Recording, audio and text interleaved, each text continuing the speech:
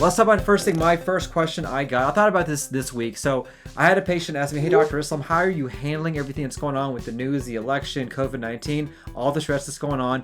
How are you handling that?" I will tell you, this is a very stressful time for anyone living in the world with things going on with COVID-19, obviously the pandemic, the stress from that, the worry about you getting sick, things going on in the election. No matter what side of the coin you're on, you are stressed about what could be going on, some of the results from that as well, and also other things that could be going on, in your life. Whether it's more stress because you're sitting at home, maybe you're stressed some other things going on, and other problems going on inside your everyday life. So here are my basic tips on what you can do, because I really do feel like what you are getting stressed about is basically what you're seeing on the news and social media.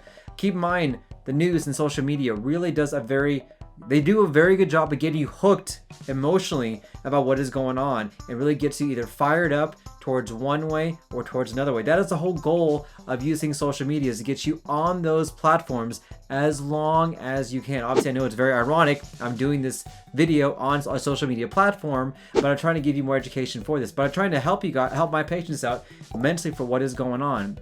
And so I have found, for me, what I have done to help me kind of minimize the stress I have had from what is going on is to really limit significantly my input for what I'm using for some of these social media devices, especially when it comes to getting news and getting information about the world. Here are my 3 tips that I recommend. Number 1, I would really limit your news consumption to maybe 10 or 15 minutes in the morning from a trusted news site that you use, whether it's a newspaper, whether it's a podcast that has a summary of all the big news, whether it's a news channel or a website. I would not use social media as the barometric measure of what is going on in the world, because keep in mind, the social media algorithms are tailored to give you content that's going to make you more excited, more stressed, more engaged with the content, so you keep on flipping and flipping and flipping and flipping to see exactly what's going on. But I would really limit it to just that time in the morning, and that's basically it. Number 2, don't look at the news anymore throughout the day.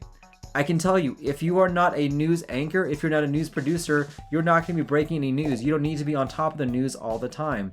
And I really have found that for me, this has been very therapeutic to keep me less engaged for what's going on things that I cannot control. It also allows me to focus on the things that I can control. And I found that for me, this has been a very effective deep reset to make me less anxious about what is going on in the world. And so I think this would be a helpful thing for all of my patients to do.